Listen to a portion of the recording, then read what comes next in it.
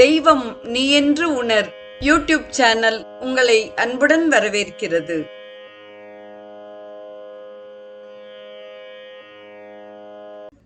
வாடிய செந்தமிழ் அன்பு நிறை உள்ளங்களுக்கு அன்பார்ந்த வணக்கங்கள்.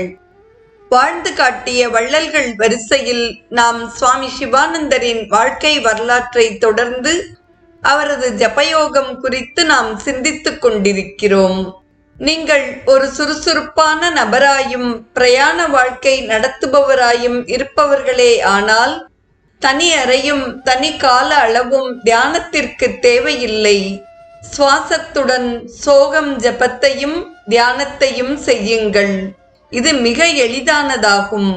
அல்லது சுவாசத்துடன் ராம மந்திரத்தை பிணையுங்கள். பிறகு ஒவ்வொரு வினாடியும் சுவாசமானது இறைவணக்கமாகவும் தியானமாகவும் மாறி அமைகிறது. சோகம் என்பதை நினைவில் இருத்துங்கள். எங்கும் அவனது வியாபகத் தன்மையை உணருங்கள். இது போதுமானது. ஜபம் செய்யும் போது உறக்க நிலையில் இருந்தால் அரை மணி நேரத்திற்கு எழுந்து நின்று ஜபம் செய்யுங்கள். நித்திரை நிலை அகன்றுவிடும். முதலில் சிறிது குளிர்ந்த தண்ணீரை தெளியுங்கள். இரவில் பாலும் சிறிது பழங்களும் மட்டுமே உட்கொள்ளுங்கள். அதிக உணவு உங்களை அயர்ந்த நித்திரைக்கு ஆளாக்கும். 14 மணி நேரத்தில் நீங்கள் 2000 மாலை ஜபம் செய்ய முடியும். 1 மணி நேரத்தில் உங்களால் 12,000 ஸ்ரீ ராம மந்திரம் ஜபம் செய்ய இயலும். அரை மணி நேரத்தில் ஸ்ரீ ராம ஜபத்தை நீங்கள் 6000 தடவைகள் செய்யலாம். ஒரு மந்திரத்தின் ஜபத்தை 13 கோடி தடவைகள் நீங்கள் செய்தால் ஷரீர வடிவில் உங்களது இஷ்ட தேவதையின் தரிசனத்தை நீங்கள் பெறலாம். நீங்கள் உண்மையாகவும் நேர்மையாகவும் இருப்பீர்களே ஆனால் இதை நீங்கள் 4 வருடங்களுக்குள் செய்து முடிக்க முடியும். புரஸ்சரணம் செய்ய விரும்பும் அன்பர்கள் பால் பழங்களை மட்டும் உட்கொள்ளலாம். இது மனதை சாத்வீகமாக்குகிறது. ஆன்மீக நன்மைகள் பலவற்றை ஒருவன் அடைய முடியும். மோட்சத்தை அடைவதற்காக ஒரு மந்திரத்தை நிஷ்காமிய பாவத்துடன் நீங்கள் உச்சரித்தால் எவ்வித தடைகளும் கிடையாது. பலனை விரும்பிய சகாமிய பாவத்துடன் நீங்கள் ஜபம் செய்யும் பொழுதுதான் விதிகள் எழுகின்றன. அரசமரம் அல்லது பஞ்ச விருட்சத்துக்கு அடியில் அமர்ந்து கங்கை கரையில் இருந்து கொண்டு குறிப்பிட்ட மந்திரத்தை குறிப்பிட்ட முறையில் குறிப்பிட்ட தடவைகள் நல்ல மனோபாவத்துடன் செய்யும் ஒருவனுக்கு மந்திர சித்தி வெகு விரைவிலேயே கிட்டுகிறது. புரஸ்சரணம் செய்யுங்கால் பிரம்மச்சரியத்தை நீங்கள் கண்டிப்பாக அனுசரிக்க வேண்டும். அப்பொழுதுதான் நீங்கள் வெகு எளிதில் இறைவனது தரிசனத்தை பெற முடியும். பிரம்மச்சரியத்தை முழுதாக கடைபிடிக்க இயலாதவர்கள் புணர்ச்சியில் வெகு மிதமாக இருக்க வேண்டும். இது 2வது உயரிய நெறியாகும். புரஸ்சரணத்தின் போது அகண்ட மௌன பயிற்சியை கடைபிடிப்பது நலம் பயப்பதாகும்.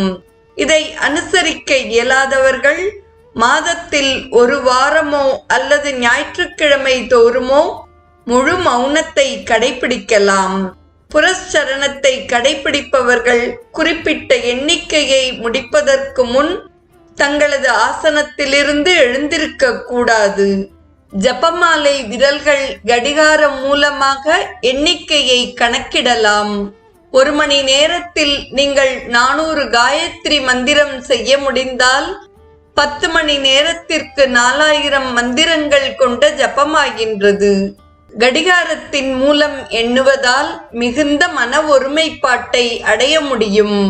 ஒரு நாளைக்கு 4000 காயத்ரி ஜபங்கள் வீதம் நீங்கள் உச்சரித்தால் புரஸ்சரணத்தை 1 வருடம் 7 மாதம் 25 நாட்களுக்குள் முடிக்க உங்களால் முடியும். நீங்கள் மெதுவாக ஜபம் செய்தால் ஒரு நாளில் 4000 முடிக்க 10 மணி நேரம் பிடிக்கும். தினந்தோறும் குறிப்பிட்ட எண்ணிக்கை உச்சரிக்கப்படல் வேண்டும். பிரம்ம காயத்ரி மந்திரம் 24 எழுத்துக்களை கொண்டதாக இருக்கிறது. காயத்ரி மந்திரத்தை 4 லட்சம் தடவைகள் உச்சரிப்பதானது ஒரு காயத்ரி புரஸ்சரணமாக அமைகிறது. புரஸ்சரணத்திற்கு பற்பல விதிகள் உள்ளன. தினந்தோறும் 4000 வீதம் நீங்கள் உச்சரித்தால் 24 லட்சம் முழுவதும் முடிக்கும் வரையில் தினம் தினம் இதே எண்ணிக்கையை கையாள வேண்டும். மனக்கண்ணாடியை அதன் அழுக்குகளிலிருந்து சுத்தம் செய்து ஆன்மீக விதை விதைக்க நிலத்தை தயார் செய்து கொள்ளுங்கள். இது மிக மிக முக்கியமானதாகும். தொடரும் நிகழ்வு ஜபமும் ஜபமாலையையும் குறித்ததாகும். பெயரும் அப்பெயரினால் குறிக்கப்படும் பொருளாகிய ரூபமும் பிரிக்கப்பட முடியாதவை. சொல்லும் சிந்தனையும் பிரிக்கப்பட முடியாதவை. உங்களது மகளின் பெயரை நீங்கள் நினைத்தால் அவளது உருவம் உங்களது மனக்கண் முன் வந்து நிற்கிறது. இதேபோல் நீங்கள் ராம் ராம் என்றோ கிருஷ்ணா கிருஷ்ணா என்றோ ஜபம் செய்யும் பொழுது ராமர் அல்லது கிருஷ்ணருடைய உருவம் உங்கள் மனதின் முன் வந்து நிற்கிறது. ஆகையினால் ஜபமும் தியானமும் ஒன்றாகவே செல்கின்றன. அவை பிரிக்கப்பட முடியாதவை. மனதை கடவுளை நோக்கி இழுத்துச் செல்ல ஜபமாலை ஒரு தூண்டுகோல் போல் விளங்குகிறது. நீங்கள் ஒரு வக்கீலை பற்றி எண்ணும் பொழுதோ அவரை பார்க்கும் பொழுதோ கோர்ட்டுகள், வழக்குகள், பத்திரங்கள், பிரதிவாதங்கள் முதலியவை அவருடன் தொடர்பு கொண்டிருப்பது போல் ஜபமாலை ஒன்றை நீங்கள் காணும் பொழுது பரிசுத்த தன்மை, தெய்வீகம் முதலிய எண்ணங்களும் தெய்வீக புகழும் தெய்வீக சாந்தியும் தெய்வீக அறிவும் தெய்வீக சக்தியும் தெய்வீக அன்பும் சர்வ வல்லமை தன்மையும் மற்றும் எல்லாவித தெய்வீக குணங்களும் அதனுடன் தொடர்பு கொண்டிருக்கின்றன. ஆகையினால் இதை எப்பொழுதும் உங்கள் கழுத்தில் அணிந்திருங்கள். மாலையுடன் ஜபமும் செய்யுங்கள்.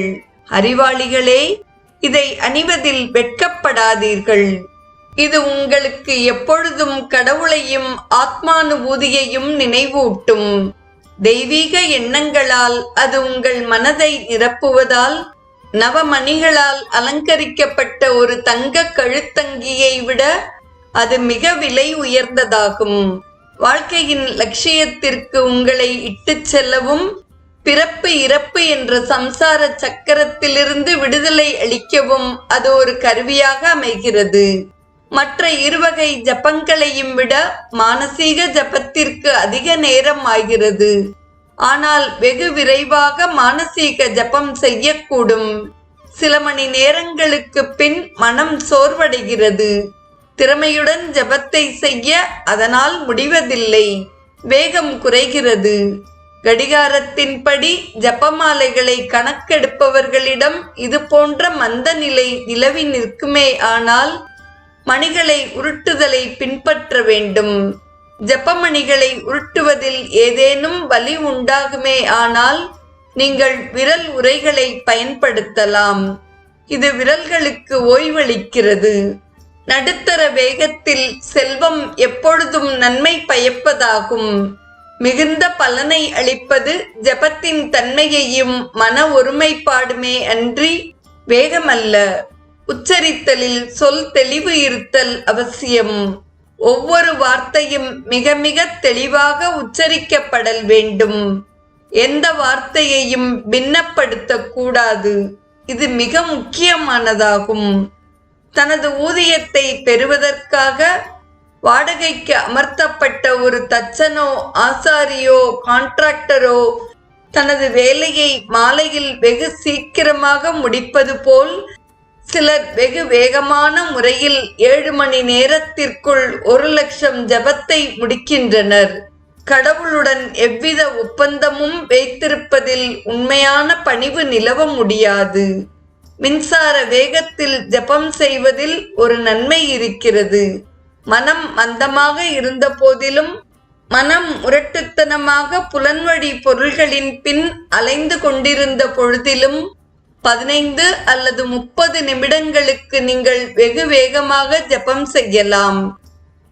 அரிய வேகத்தோடு அமையும் ஜபமானது மந்த மனத்திற்கு ஊக்கமளித்து சீக்கிரத்திலேயே அதன் லட்சியத்திற்கு அதை இட்டுச் செல்லும். புரஸ்சரணத்தை பின்பற்றுபவர்களும் ஆன்மீக குறிப்பை வழக்கத்தில் கொண்டிருப்பவர்களும் தங்களது குறிப்பேட்டை பற்றி மிகவும் நேர்மையாகவும் துல்லியமாகவும் இருக்க வேண்டும். கணித விஞ்ஞான துல்லியம் அதில் இருத்தல் அவசியம். அவர்கள் தங்கள் மனதை மிக கவனத்துடன் கவனித்து ஜபத்தின் போது மந்த நிலையை மனமடைந்தால் விட்டு போனதற்காகவென்று அதிக ஜபம் செய்ய வேண்டும். உடனேயே மந்த நிலை மறையும் வரை மாலையுடன் ஜபம் செய்ய முனைய வேண்டும். மனம் சோம்பித் திரியும் வேளையில் செய்த ஜபத்தை விட அது உற்சாகமாக இருக்கையில் செய்யப்படும் ஜபத்தை கணக்கில் கொள்வது நல்லது. நாளைய நிகழ்வில் ராமநாமத்தின் பெருமை குறித்து சிந்திப்போம். இன்றைய நிகழ்வை கேட்டு மகிழ்ந்த அத்துணை நல்ல உள்ளங்களுக்கும் நெஞ்சார்ந்த நன்றி. வாழிய செந்தமிழ். தெய்வம் நீ என்று உணர் யூடியூப் சேனலை கேட்டு மகிழ்ந்த நீங்கள் உங்கள் நட்பு வட்டத்திற்கும் பகிர்ந்து தொடர்ந்து உங்களது நல்ல ஆதரவினை சப்ஸ்கிரைப் செய்து வழங்குமாறு அன்புடன் வேண்டுவது உங்கள் அன்பின் விசாலம்.